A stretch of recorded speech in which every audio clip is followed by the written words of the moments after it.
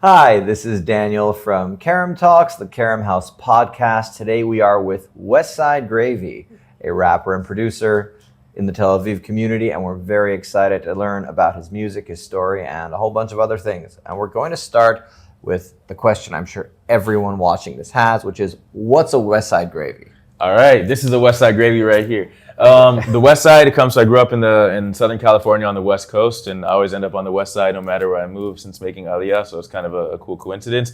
And the gravy's still top secret, you know. Okay, then let's go back to the West Sides. What West Sides have you lived in since you came to Israel? And So I used to live in Hadera, and I ended up in Givat Olga on the west side of Givat Olga. So I gotta have some continuity there. And then since moving down here, I live right along the coast. All right, so and you managed to never get away from the West Side. It's like you look for a place. Yeah, it's a unwritten criteria. And how many West Sides have you lived on in Tel Aviv by the coast? Honestly, I mean, other than Hadera and now where I'm at, that's pretty much it. So 3 West Sides. Yeah, 3 West Sides. Got it. And if, let's say, you found an apartment that wasn't West Side, would you say no, or would you need to change your name? How? Honestly, I mean, even if I had to do it, I'd keep the name and, I'd just be West Side in exile, I had to do something like that. I definitely understand. For Kerem House, we started in Kerem Temanim, and then we moved to other places, and we're like, we can't be like, Hayarkon House or Trumpeldor House. So definitely get that. Gotta keep the branding. Keep the branding. It works. West Side Gravy, West Side, 2 syllables. It's good to have some West Side here in Israel also. Yeah. Love to bring the West Coast energy, the West Coast vibes. I grew up with that kind of music always. So for me, even no matter where I'm at, I love to incorporate that and kind of have that be like the basis of what I do. Do you feel that in the Israeli music scene, there's a lack of that completely, or there is some Israeli artists you feel embody that somehow? And so who would they be? So I think that there definitely is West Coast influence here. This guy Buzzy B from Kiryat Gat, he has really strong West Coast influence. You listen to his music, even look at his music videos, and it's oh snap, that could have been filmed in San Diego or LA somewhere, the palm trees and the low-rise buildings and stuff. So you definitely have a bit of it here, and I think that's kind of cool because it shows that bridge. When you started your musical journey, I guess where did you start your journey, and how did it move to where we are today? Yeah, so for me, music has always been a part of who I am. From listening to music, my grandfather, my dedushka, my dad's dad, is a Russian singer, and he's known pretty well in even the community here of Russian-speaking immigrants and Israelis. So for me, I grew up hearing his music, hearing reggae, hearing hip-hop, of course, oldies, a good Southern California boy, Sam Cooke, Richie Valens. And I always gravitated towards hip-hop. I think that for me, hip-hop was something that was attainable because I don't really have a good melodic singing voice. So in the back of my mind, it's maybe I could try that at some point. And then as a kid, I started writing lyrics from a really young age, just in notebooks, trying to make stuff rhyme, doing talent shows in elementary school and middle school, because it was just a way I could express myself and I could talk about my own story, which is kind of a crazy path. I grew up predominantly in the West Coast, but my dad was in the U.S. Navy. So every 3 years we were moving around from place to place. So it was a really good outlet for me to tell my story through music. And I think West Coast hip hop, a huge part of it is also storytelling. So I kind of fit into that mold. And of course, Israel was always part of my story as a Jewish person. And after visiting Israel for the first time when I was actually 18 years old and, becoming a bigger part of my own life, my personal story started to show up in the music a little bit more. And then that kind of came full circle with where I'm at today. What did you rap about before, Israel became part of the story? So, I would rap about my identity in general. I'd say I still do. So I think that it's all personal. Even stuff that doesn't seem like it's that serious or that deep, it's all kind of a reflection of my personal life, my personal upbringing. So, I have a lot of songs that are just reflections on what is it like to be, from Southern California, from San Diego, that element of the culture, the restaurants, the taco shops, the lowriders, stuff like that. And then other stuff that's a little bit more serious, being Black and Jewish, telling my family story, my own personal story, not just the negative aspects of it, not just talking about antisemitism or racism, but the amazing pride and celebration I could have in my culture and my upbringing. So I think that sort of the basis of it, showing that range. I think listening even to non-hip-hop artists for me, my favorite artists were always people who could humanize their entire group of people. So Sam Cooke, for example, a soul singer from the 50s, Mississippi, and 60s rather. He embodied an era that a lot of times we look at as only about Jim Crow, only about racism, and only about struggle. And he talked about that, but he also showed that, someone living at that time was also dealing with love, right? Dealing with daily life, stuff that we can relate to today just as human beings. So, for people who are not familiar with your music yet, but after this are gonna search for things, or maybe want to right now, what would you say is your happiest, positive identity song? And I guess also, what is your like deepest, most like introspective? Like two names of two things to like put there right now, which resonate with this question. So I have a lot of music out, but I'll start with like the deep kind of song. Yeah. I have a song called "From the River to the Sea," which it's a cool title. It's got a ring to it. Like I said, short, punchy. People I feel recognize it's gonna take off. It's funny. I performed it here in Tel Aviv. I'm like, I think maybe this is the only time that I've gotten like a bunch of Israeli Jews to chant "From the River to the Sea." But I don't watch international press. So why it's so catchy? I was onto something. We go to Yale this next time we go to Europe for soccer game. Not a bad idea. Got to invite me. That song, it's funny because it's not even necessarily a personal song at face value, because it's a story of this land and the Jewish people, and taking elements of the Jewish story and Israel's story pre-state period, during the wars, during the modern day, and when people chant "From the River to the Sea" abroad, what are they really meaning, right? And looking at like how it doesn't necessarily match up to what life is really like here. But the reason it's personal is because I wrote it at a time when I was having former friends, from the United States of America who weren't connected to this land whatsoever, chanting that, making excuses for that, and kind of blocking me out. And that was my outlet for how do I tell this story with a musical boundary that forces me to pick and choose what I want to actually include and whittle it down to the most important aspects. So I'd say that's probably my, I'd say that's probably my most deep introspective song that kind of comes to mind now, because it connects my mission of telling a Jewish story with a moment that was in my personal life. As far as an upbeat, happy song, I would say I got this one song called Baruch Hashem, that I actually released a few years ago now. And the reason why I would say it's one of my favorite like upbeat songs is because it's all about being thankful. I wrote it not long after I started dating my now wife. Ooh. And I didn't think, too much of it, because I had like a love song called Chaim Sheli, and then I had this second song. It was like a two-track little like a double feature. She inspired two songs. This one was less inspired, but she was always like, no, I love this song. It's one of my favorite songs of yours. And like anytime I'm preparing a set list for a show, I'm like, I can't think what song to do. She's like, why don't you do this song? So I think that's kind of she has like input on the songs you choose for sure. Yeah, always. I perform them for her. Everybody, sometimes. This is the kind of partner you want, who, if you are a professional rapper, can help you fill your set list. You heard it here. Yeah, I recorded a song today, and I was sending it to her right before I came here. So. That's so cool. Did you know that about her when you first met, or was it something that you discovered as the relationship went on? It's something that I discovered. I can't even say like pinpointing exactly when, but I didn't know that about her when we met. Wow. At all. But then again, like we were friends for a couple years before we started dating, and I would send her my songs before just because I'd send them to friends and stuff, and she's like, oh, this is cool. So I guess it kind of naturally got to the point where it is today. That's really cool.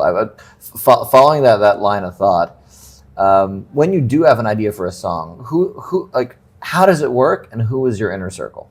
So when I have an idea for a song, usually I'll have like a couple words, a couple lines, either from the chorus or like a core aspect of a verse. And already in my mind, I know what tempo it's going to be, how it's going to affect the flow. And then from there, I'll write like a skeleton of the song, and then I'll go and I'll make the beat for it. And then I'll go back and finish writing the song and structure out the beat according to like what I'm writing at the moment. That's usually how it goes. Sometimes it'll vary. And then, right after I start writing the song and have the idea and have like enough of a structure, usually I show it to my wife, like just to get her thoughts, even sometimes before the beat, so she could just really hear the lyrics. And then depending like how the song comes together, I'll usually call my dad, call my mom, and then I have a couple other friends once I record the song that I'll send it to from university when I was in college in Washington, D.C. One of my friends was a DJ in New York. So those are usually some of the people. One of my homies from Vegas originally. So he has like also like a West Coast hip hop, affiliation. But I went to college with him, so that's one of the ways we bonded. So usually a couple of people I send after I send it to like the immediate family. Very cool.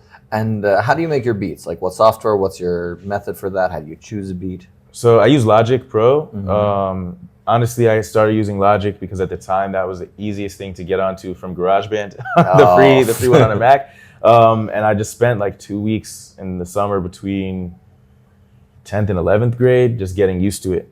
Just 2 weeks just in my room, summer break, just all I was doing was making beats. And usually my process is I'll have the tempo already, so I know kind of what the rhythm is going to be. So even if I'm not going to like put all the drums in yet, I know what the rhythm's going to be. I'll choose a couple instruments to try and get a basic melody, a few chords. A lot of times there are a few iterations of that. Sometimes I'll lay down some chords, basic melody, I'll put drums in, and I'm like trying to come up with a bass line. I'm like, no, this doesn't match. I'll go change the whole melody, but I already have the structure of the tempo there. Cool. So that's been part of, I'd say, an interesting musical journey. Yeah. And is this right now is what you do full time? Is this what you do partially?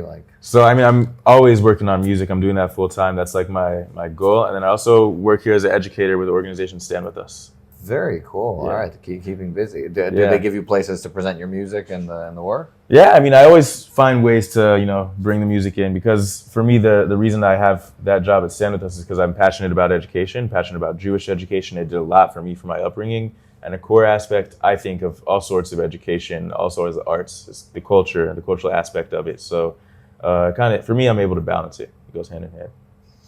So getting a bit back to music, did you release anything recently? Yeah, so I actually have a song that I'm on. It's one of the songs I'm most proud of that I released with... Like Ever? Yeah, Like Ever. And it's a collab, so it's really special. I released it with my homie Kalev Jean. He's based out in Atlanta.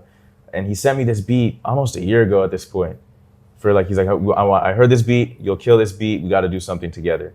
And then time went on, I was working on other projects, he was working on other projects, and then he sent me like a reference for basically the song's called Chosen, right? So the basic, it's a good name. It's a really cool name, and it's also, easy to market on social media, talking about it and talking about the concept.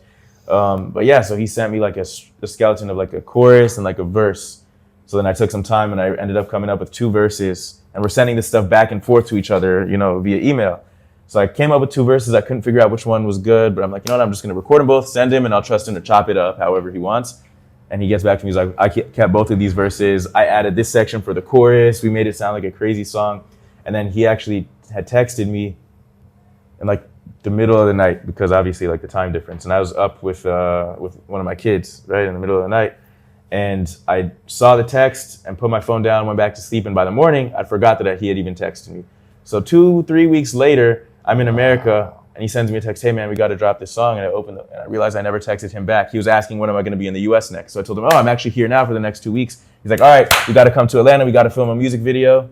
And I flew to Atlanta for like 23 hours, filmed a whole music video, Wow. Came back, dropped it a couple days later. And then, the song just dropped like less than a month ago. Wow. Chosen, yeah. All right. It's cool funny. story. After every time that I interview artists here, I get very into it, and I check out whatever song like sticks in my mind. So it's a catchy one. I think you're going to be playing it on loop a lot. I like catchy songs. That's one of the cool things. I think, like in the podcast, you interview interesting people when it's performers. I personally have a big passion for performing arts, and I think as Kerem House we've done many like open mics, jam sessions. We've done over 1,000 events, so we've had many platforms for new performers. I work with a bunch of excellent people, like Nadav Elkum, for example. Yeah. Like we've had him a few times. I was just blasting Fugazi, his new song. I'm so glad it's finally out. I've been listening to the snippets for like a year now, I feel like. Like I remember he mentioned it a while ago, and out now. Out now, finally. It's actually just interesting. Have you ever one of the things with Nadav is he actually had a delay in his album because of all the international events happening around here. Did you also find setbacks and delays because of that? Did it hit your artist clock, or not really? Definitely. Even just figuring out the motivation for what type of music I want to release, because of course I talk about Israel in my songs, but they're not all political, they're not all heavy. Sometimes it's not even directly about Israel. And I had a whole release slated for October of 2023. It didn't feel right, because the song it's a music video that I filmed with my friend. My wife actually filmed most of it, so again, find a creative partner. Wow, But it was with one of my friends, Omri Ben Lulu from Rishon, and we had worked together a bunch, and we came up with this song because he was going to be in New York. I was in America right before my wedding, so we're like, all right, we're going to meet up in New York. We're going to film a music video for one day. We got it all edited, ready to go, and then obviously the world changed, and it just wasn't I couldn't figure out like what's the right way for me to release this right now. So I pushed that off a little bit. I had another song that was more topical that kind of just came to me like a month or two later. I mean, but even before the war, like when I was still in the United States during like COVID, like I was on tour with Nissim Black and Kosher Dills, and the whole like second wing of the tour got canceled, and I was just sitting around, and I ended up adapting and working on an EP that I released not long after. But yeah, there's always obstacles. This episode of Kerem Talks was sponsored by Elkum's Network Production Company, who made Peekaboo and The Dawn Before Darkness, which are both out on YouTube, and they help with great production projects. You should hit them up if you want to make something. It's called The Darkness Before Dawn. God damn it. Peekaboo is a really cool, fast-paced action movie with original lyrics, and you really don't get a moment to breathe, so take a deep breath before. The Darkness Before Dawn is very moving, very touching, and deals with a lot of the challenges that we have faced here in recent life in Israel and things that are not talked about enough. What do you think about the performers who seem to very much niche down on like Israel and birthright friendly songs? Do you feel that that's like because there's a willing audience, or is there like really a genuine voice to represent there? So I think there's for sure a willing audience. I think that there's also a voice to represent. I mean, people's lives change because of coming to Israel, because of visiting Israel, because of living here. So if you could capture that in a song, it's always going to like hold a place in somebody's heart. I think it's also important though to, again, showcase like the full range of humanity with it. So even when you talk about like living in Israel, there are a lot of ups and downs of living here. So I try my music to really expand that, so I can loop people in wherever they are and hopefully bring them into the rest of the music and the rest of the message. I think so. For the new Olim and people also outside of Israel who would consider moving here or visiting, do you have any tips for people coming to Israel that you have learned after moving here and living here? Like one or two suggestions that people should keep in mind. So one I would say is to watch Hebrew TV with Hebrew subtitles. If you don't learn to speak Hebrew, fine, but if you learn to read Hebrew and you watch TV with Hebrew subtitles itself, it's like automatically giving you a leg up, because whatever words just sound like a jumble together, you can see them separate. It's so much easier to look up, and anytime I'm outside of Israel for an extended period of time, I'm always trying to watch Israeli TV with Hebrew subtitles just to keep it up, and that helped me improve a lot language-wise. Culturally, I would say just learn to be like more aggressive and more forgiving. Everyone always says you want to be more aggressive, you have to like fight your way through things, but at the same time, the same person who will be like yelling at you on the bus, if they're making a mistake and you tell them they're making a mistake, they're like, oh, my bad, and they'll just try and move on with their day. So that's something too that I think is very culturally different from most other places in the world. And then I would also say learn how to cook Israeli food, because otherwise, you're like, for me, I'm just going to be stuck trying to try every single restaurant on the block. I got to pace myself. So 3 excellent suggestions. I think especially with the one about first of all the reading and subtitles, and I think the be more forgiving. Like be more aggressive, people hear a lot, but be more forgiving. That's one that people don't hear. Yeah. So I want to talk a little bit about things that might be relevant for people who are aspiring artists, people who want to get to have videos and have things done. So I say first of all, as a rapper, and something you said earlier, which is like you're not the best singer, but you do rapping well. What can people who want to be rappers, first of all, how can they identify that they are a rapper, and what can they work on to improve speech, diction? I'm not a rapper, so it's like, well, what suggestions would you give aspiring rappers at the very beginning of their journey? So the most important thing for me was to not be afraid to release music. So I release music, and it's still on my Spotify today. And sometimes my wife will pull up these old songs. My voice is like sounding like a little kid. I'm like, oh my God, it's embarrassing.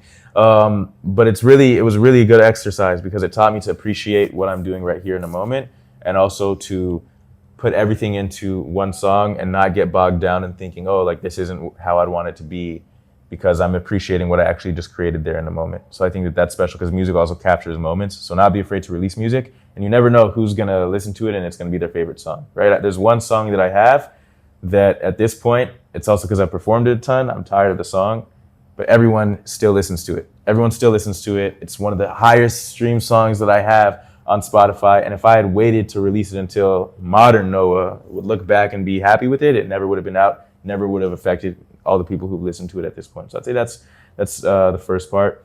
The second, I would say, is don't be afraid to like record music, and then and then decide not to release it even mid-studio session. There's a song recently that I started working on. I hear it in my mind. It's like, oh, this is going to be amazing. I wrote the whole song, spent an hour recording it. It wasn't sounding how I liked. I'm like, all right, I'm going to like set this aside. So you have both. You have don't be afraid to release music, but if in the moment you're not feeling it, don't feel like pressure to put it out, but still finish writing the song.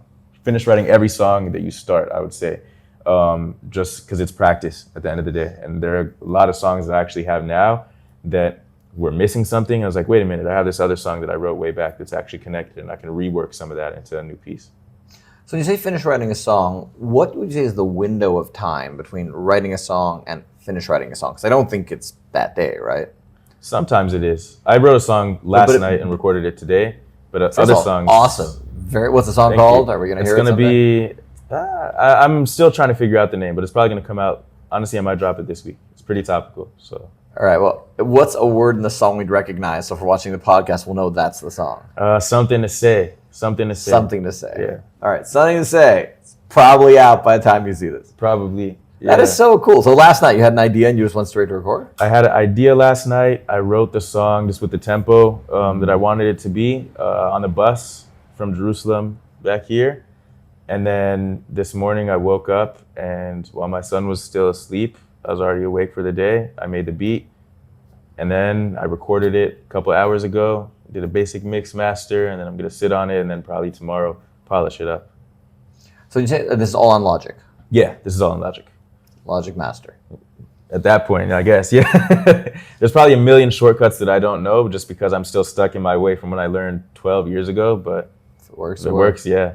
And when you release a video, is it just a still image? Do you put captions on? Like, what's the... Because, like, video is a very important... As you know, because you made a bunch of videos. Like, video is an important part of the process. So what are people who know how to sing and write but don't know how to make video? So that's also, for me, like a challenge, because I'm not really like a video editor, but at this point I've edited most of my own content, most of my own videos, and it's changed. So before, it was enough for me to just film a music video. And I remember when I was in high school, I was like the first guy in my high school. Everyone was trying to rap. It's like, oh, this guy's got music videos. And it was literally like my family recording on like the Canon camera that I bought, and then me on iMovie chopping it up. And that was enough for like that context. But then if I want to actually get into storytelling, or sometimes working with other people who are actually, you know, video storytellers with a profession as their profession, it goes up. But at the end of the day, the most important thing today, I think, from my experience, is having stuff that's palatable for social media. So that works in a vertical video, even if it's an actual music video you have that's high enough resolution, but you can get like the vertical cut of it. And then adding lyrics, because there are people who are just sometimes scrolling through with the sound off, who will literally watch your video because they want to know what lyrics you're saying. So now I'm always putting lyrics on my videos. So the video you're making right now, are you going to be in the video? For the song you just made yesterday? Yeah, so that one I'm going to be in the video. I'm going to do like the basic format that I do a lot now, which is just with a microphone in front of the camera, me standing in front of the camera and then rapping and having the lyrics pop up. And for your background, what do you do? So it'll vary. Sometimes I'll do like a inside setup. So it'll be like my studio at home, my setup where I record. So my monitor, you can see the keyboard and stuff. I have a big Israeli flag there. Just, you know, that's where I record it, so people can feel like they're in the studio with me, because that's where I'm at while I'm recording. Or for this one, I'm actually probably going to go outside somewhere. I'm going to bring the mic stand. I've been doing this recently. It's kind of cool. You find a cool little view where you can set up like a mic stand. It's almost like a juxtaposition of things that shouldn't match together, right? Just a random Israeli neighborhood and then a mic and a cord and a white plastic chair. I'm just gonna sit in and rap. So it kind of catches people's eyes. And for that, what's also useful is I could film it full frame. So I could put it on YouTube as a full lyric video, but then also just cut it, again, vertical. If I'm centered, put the lyrics up, and shortened version saves a lot of time. So I guess the million-dollar question then is, what AI do you use, if at all? So I actually don't. I'm behind on that. Probably could. You heard it here. You can make full music stuff without AI. We've been doing it for 2026. Thousands of years, more than that, I guess. Thousands of years without AI making music. But CapCut, I guess. CapCut has like the automatic lyric like generator, but I'm not using that as much because then you have to pay for the subscription. It's the whole thing. So I just go on Final Cut and. What is your dream project? So that's dream project as far as like a song, or it could be any.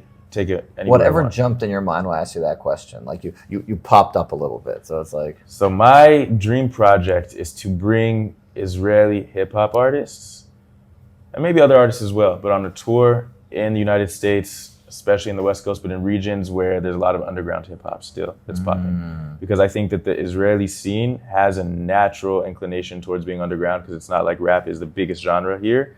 And I think that the underground in the United States is where like a lot of core real hip hop actually lives. And I think that it'd be cool to see those bridges and the way that people can really bond over music. So that'd be my goal. That's a very cool project. All right, so we're moving towards the end. I want to say if you have any things you'd like to say to aspiring artists. Yeah. So I think number one is to be consistent. It's annoying sometimes. I'm not always the best at this, but posting on social media, even if it feels like you're being redundant and you're not getting views, just being consistent, because again, you never know what's gonna reach somebody. And at the end of the day, the goal of the music is to reach even one individual. I look at it also from like in a Jewish lens. It's like one life is like an entire world. Trying to change the world with music, reaching one person even, you never know where that's gonna take you, or the fulfillment that's even gonna give someone else. So I'd say being consistent, even if it feels redundant. And also, once you start something, finish it. So just not giving up. Like even if you start a song and you're not gonna end up releasing it, at least finish writing it, because you never again know where is that going to take you. But like, actually, I realized I didn't get that answer. And that question is like, if you're writing a song, like, should it be that day, that week, that month? When you say finish writing a song, within what time frame? Honestly, you should set a time frame for yourself. Like for me, some songs, like this song that I'm going to hopefully release this week, by the time y'all are seeing this, I knew, okay, like realistically, I need to get this done 2 or 3 days before the Chag, so that way I can set it to be distributed and it'll get there in time, and then after the Chag I can post about it. So there's like kind of a clock that I put on myself, and also because it's about something topical. But the other song I mentioned that I ended up coming up with after October 7th that shifted my whole schedule, that was something that the idea just hit me, and I just knew, okay, like I have a message I want to get out. I think it's going to be 2 verses, and I started writing those 2 verses, and I was like, no, I should add a 3rd verse. And I knew that there's still more to be said, but it wasn't until the next day or 2 days later that I actually finished it. And there are other songs that I've started writing, and it's taken me a week or 2. So, and you have to work backwards. You have to think, okay, what do I want the song to sound like? What message do I want it to have? And then you just don't stop until that message is across and you're satisfied with it. I'm really finding this fascinating. I have one more question on that. It's like, given that you've been working in this for a number of years and you have a whole bunch of influences, how do you deal or feel with today's audiences possibly needing shorter, faster content? Does that impact your writing, your video consideration, or not? Yeah, that actually kills me. Like, honestly, because I mean, when I'm writing a song and I'm like, okay, these 2 verses are great, and I have to choose a quarter of one of the verses to upload, and I can't figure out what I'm supposed to upload. And then in my mind, I'm like, great, I'll just chop it up, and over several weeks, I'll post different segments. But then people with their attention span aren't even necessarily going to connect that it's the same song. Wow. So it definitely is restrictive, in my opinion. The other part of it too is in some ways, I think it's made me a better writer and a better artist, because if I have a big topic I want to cover in a song, or if I have something really personal I want to get out, it forces me to really pick and choose what's really necessary for me to talk about.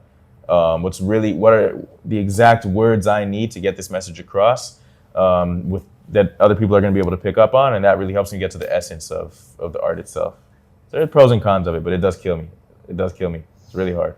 Amazing. And also, I'd say more, it kills my family members who are like, hey, why isn't there a 3rd verse? You should have kept rapping. Like especially my older family members, I'm like, no, I can't do it, I wish, but it's not allowed anymore. Yeah, they won't. No one's going to listen to my 6-minute song. I could, but. And if people want to see you perform live, how do they do that? So follow me on Instagram, just at Westside Gravy. I have a lot of performances. You know, I'm abroad typically, but also here in Israel. So I'm always, actually, Kerem House event that I went to many years ago, I mentioned, I'm pretty sure I performed there as well. Like it might have been, Wow. It was years ago before I even made Aliyah. But yeah, so I'm always keeping everyone updated through my social media. And yeah. All right, everyone. So first of all, I want to say thank you for coming and sharing both your songs, your vision, your process. I would love to have you back in, maybe a year or 2 and sort of hear about the differences in that journey. A lot of really great advice, some songs to check out. I'm going to check out Chosen later today. In that case, this brings us to the end of this podcast. I want to thank Westside Gravy. By the way, we still didn't ask him what his actual name is, so that you have to find out when you research him and all of his great music. I'll say thank you so much for coming out. This is really interesting and really cool, and good luck. I look forward to seeing you around the scene at Kerem House events, at other events, and keep making music and sharing the love. Thank you. Thank you so much for having me. You're very welcome. Here, take a sneak peek of that song that Westside told us he was going to release. I don't feel like Drizzy no more, and it's been that way for a minute. Definition of a hypocrite, sitting in silence and act like a critic. Talking about Colin, I repping his people, but you ain't said nothing about yours. Did a bar mitzvah for video clicks, now you surrounded by haters galore. Noah Shabib was calling us colonizers while the paragliders flying sorties. I'm counting explosions from rockets above me, I promise it's way more than 40. Never confirmed that you dated Bella Hadid, but profited off the perception. We remember you stating it wasn't a date, she was just giving you perspective. The land she once cleansed from river to sea is the same land that your brethren in. Her pops on the gram every day, spreading conspiracy through broken sentences, telling lies about his origins and his home and spot. He ain't open up, saying her features resemble European roots, but he paler than both of us. Kanye turned to Kanye West, insulting Harriet Tubman. You kept your issues with him under covers, preferring to keep it a quiet discussion. So when Looney Coon said he liked Hitler, thought I could go out on a whim and expect more than a couple subliminal posts exposing your crush on Kim, but you ain't had nothing to say. Still ain't got nothing to say.